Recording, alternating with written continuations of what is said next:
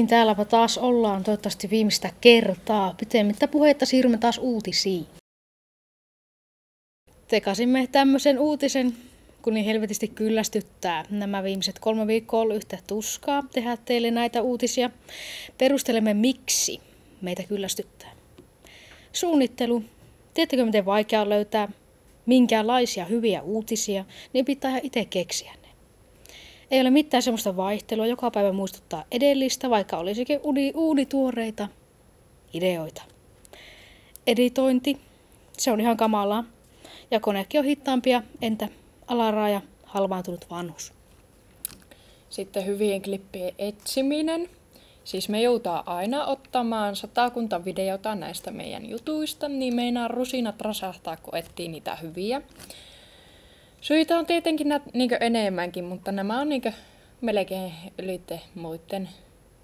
Oletteko koskaan ajatellut niitä pizzojen nimiä, kun tilaatte niitä? Me vähän ajatellen kertoa, miksi ne on nimitetty nimensä mukaisesti. Joo.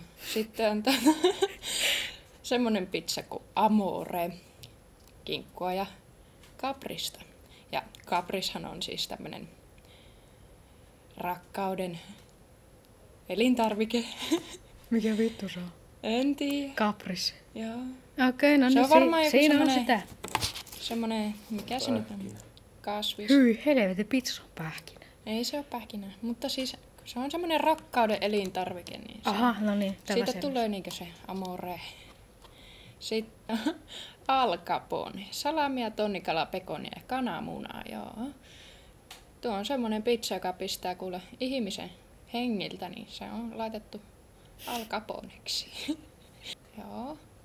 Sitten on pappakallo, tonnikala, juustoa ja ananasta. Mikä? Ja siis kun ananashan on aika pehmeä ja tonnikala on pehmeä ja aurajuusto on pehmeä. Niin tämä on laitettu ihan, että pappakallo, siis tämä on vanhuksille tämä pizza. Niillä on hankalampi syödä vähän normaalimmalla ikäluokalla. En siis meinaa vanhuksessa mitään vikkaa, mutta siis se on semmoista pehmeää ruokaa. Helppo syödä. Siksi pappakallo kyllä.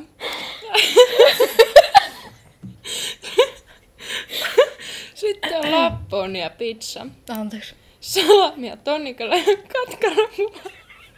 Ja siis... Anteeksi. Tämä pizzahan on Lapponia sen takia, että tämä pizza menee alas vain sen Lapponia-liköörin kanssa.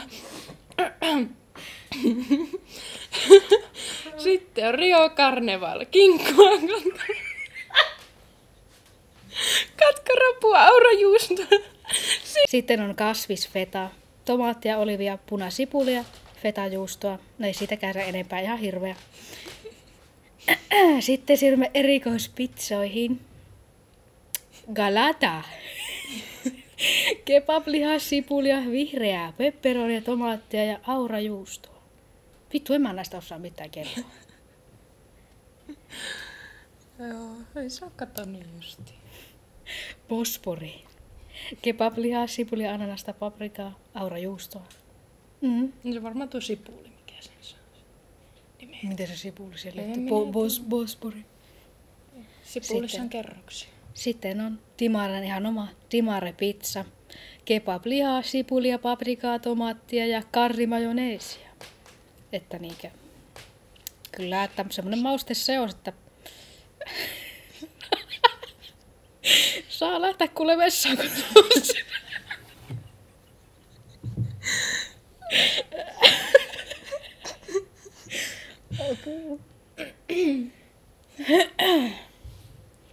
Sitten on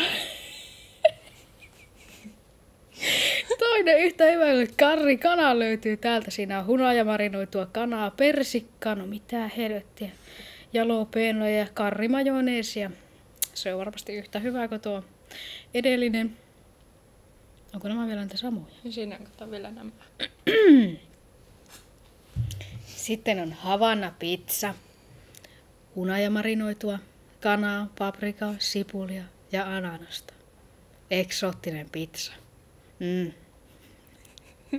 Sitten oh yes, punajuurineton kana, ananasta ja aurajuustoa. Nämä on kaikki ollut tähän mennessä melkein niinkö samoja. Mutta tämä on niinkö se. Tuo saa sanomaan ihmiset. Oh yes. Oh yes. Se on mukava mennä siihen kassalle, niin sitten vaan silleen, mitä oh yes. Poronlihaa, punasipulia, herkkusinne, tomaatteja ja valkosipulia. Se on semmonen metsämiesten oma pizza. Mm. Sitten on special timare. Siinä on kebablihaa, poronlihaa, ananasta, jalapeno, orien dressinkiä ja salaattia. Joo, yritetty tehdä terveellinen pizza. Sitten on express. 4 omavalintaista täytettä. Tuo on hauska. Että niin, siihen saat sitten itse valita kaikkea paskaa, mitä haluat. Sitten on feta expressi.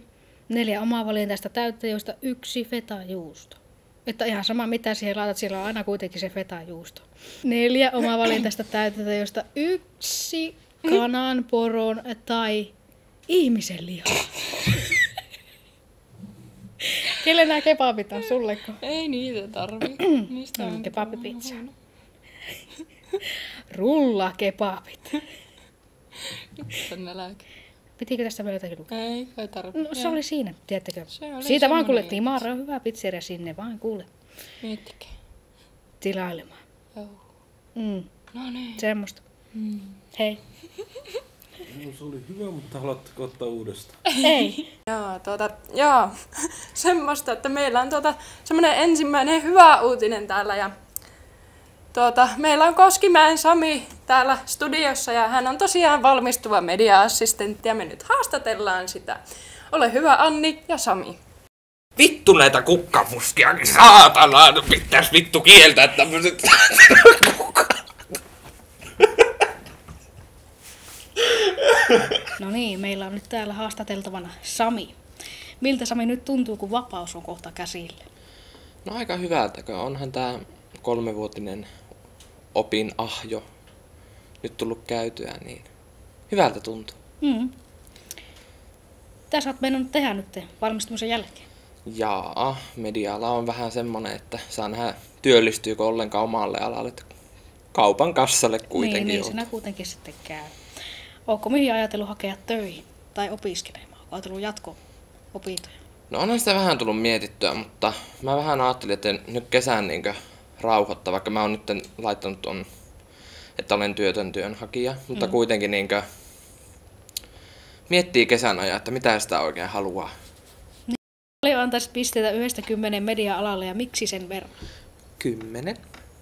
Koska media-ala on kuitenkin semmonen, että sä tarvitset sitä joka päivässä elämässä mediahommia, joudut auttamaan ihmisiä, jotka ei osaa käyttää esimerkiksi internettiä tai jotain, niin se on hyödyksi, että sä osaat media-alalla toimia. Aivan. Mikä on paras muistosi näiltä vuosikymmeniltä? Jahas. No, mulla on elävästi mielessä, mä laitoin Facebookiin yksi päivä video, missä mä olin mainostamassa näitä tuotteita, niin Oliko se kulho? joo, kulho-video, niin sieltä semmonen muisto, että se oli mädäntyneitä omenoita meillä. Kauppa sitten. Joo, me kaupattiin niitä ja sitten me jouttiin uudelleen ottaa se, niin mulla meni hermot siinä. Niin siis mä nakkasin oikeasti roskiin ne kaikki omenat ja huusin aivan täysin, että voi perjantai. Olisiko tehnyt jotakin toisin? Olisinko tehnyt jotain toisin? Jos vaikka ajattelee niin sille oman opiskelun kannalta. No ehkä olisi enemmän pitänyt panostaa niihin jaksoihin, milloin me saatiin niinkö vapaat kädet tehdä ja toimia. Nyt olisi niin oikeasti tehnytkin jotain. Niin, että olisi oikeasti ehkä tehnytkin jotain. Niin. Sanohan meille Sami, että mikä on ollut, tai sano 3 parasta kurssia, mitkä on jäänyt eniten mieleen. Jaa, 3 parasta kurssia. No, Ja sitten perustelu, että miksi juuri tämä kurssi. valokuvaus, koska tykkään valokuvaamisesta ja harrastan sitä. Sitten graafinen tuotanto. Mie tykkään tehdä julisteita ja tämmöistä. Sillä on oppinut paljon sitä jaksosta. Sitten kolmas. No varmaankin no nämä työssäoppimiset. Ne on opettanut niin paljon. Missä olet ollut työssä oppimassa ja kerrot, että minkälaista on ollut ja miksi hajoin tähän kyseiseen paikkaan ja silloin? Nyt tulee kyllä monta kysymystä kerralla, mutta ensimmäiseksi minä hain ammattipisto Lappian viestintä- ja markkinointipalveluihin, koska mä sain kuulla jo tästä hommasta silloin, kun mä olin tuutorihommissa näissä messujutuissa. Mä silloin jo puhuin vähän siitä, että tämä olisi kyllä kiva, että vähän sitä toimistotyötä näkee, mutta tää on ollut niin paljon erilaista, kun mä oon nyt toista kertaa tässä samassa paikassa, niin sinä pääsee tekemään oikeasti hommaa ja se on hektistä, että ei tarvitse olla koko ajan sillä toimistopisteellä, että sä joudut lähteen kuvaamaan vaikka markkinointikuvia tai semmoista, että se on opettanut niin paljon ja sitten kun on hyvä työporukka, niin. Ja sitten toinen paikka, missä minä olin, niin Tornion nuorisotoimella, nuorisotiedotuspiste Aatosessa. Mä hain sinne, koska mä tiedän Luskun ja kaikki. Onko se paikan vetäjä? Tai Joo, Markku Lukkariniemi. Ja sieltä mä olin nuorien kanssa tekemistä aika paljon. Ja tietenkin näitä mediahommia, äänien leikkausta, julisteiden tekoa. Mutta aika paljon oli semmoista nuorien kanssa median tekemistä. Ja se oli kyllä myös mielenkiintoista. Se opetti vähän, että minkälaista on olla nuoriso-ohjaaja tuommoisessa mediapainotteisessa paikassa. Minkälaisille ihmisille sä suosittelisit tätä media-alaa, kun tulee aina näitä uusia opiskelijoita, niin kertoisit, että miksi kannattaa valita media-ala? Sen takia, koska media-ala on aina ajankohtainen. Varsinkin nykypäivänä, koska mediahan on kasvanut aivan tosi laajaan skaalaan vuosien aikana. Niin jokainen tarvitsee mediatietämystä ja media-alan osaamista. Mutta onhan täällä tietenkin semmosia, mikä ei välttämättä kiinnosta joku tietyt osa-alueet tässä media-alassa, mutta kyllä minä suosittelen kaikille, että kyllä siinä tulee niin paljon opittua semmoista asiaa, mitä sä tuut tartteen myöhemmässä vaiheessa. Vaikka sä et työtä tältä alalta hakiskaan, niin se on ihan hyvä olla sulla hallussa nämä hommat. Mikä on ollut sitten semmoisia kursseja tai semmoisia asioita media-alalla, että ei ole ollut semmoinen niin mahtava juttu, että vähän alkanut jo ärsyttääkin? No tuo videokuvaus on ollut vähän sellainen, että sitä oli liikaa toisena vuonna. Niin, jouti koko ajan kuvaa niitä. Niin, kun oli TV-tuotantoa ja sitten oli arktista tuotantoa, niin kyllä siinä alkoi tulleen vähän yli hilseen se homma, että ei sitä jaksanut. Olisi saanut olla jotain muuta siinä välissä. Mä olisin halunnut enemmän valokuvausta. Sitähän meillä oli vissiin vain 4 viikkoa, jos oikein muistan. Joo, meillä oli vaan ekana vuonna. Joo. Yhden kerran. Joo, se oli kyllä jotenkin vähän köpöä, että sitä ei ollut enempää. Niin. Mutta joo, tosiaan mä en niistä videohommista silleen välitä. Että ei kiinnosta videokuva. Niitä tuo valokuvaus kiinnostaa, mutta ei video. Kyllä. Videokuvaus ei niin. Okei. Sitten olisi vielä tässä muutama semmoinen hyvä kysymys tässä nyt vielä. Siis mitä vittua sä meinaat oikeasti kysyä? No, Saatana, mulla alkaa menee aika tässä, kun mun pitää lähteä töihin. Vielä olisi. En vittua sua oikeasti. Sami, hei. Saatana. Sami. Joo, siinä oli meidän Sami. Hyvästi! Joo, semmoista. Tämmönen haastattelu. Toivottavasti tämäkin hyvästely on sitten viimeinen. Nytpä se on hei hei. Tonnikala, Italia.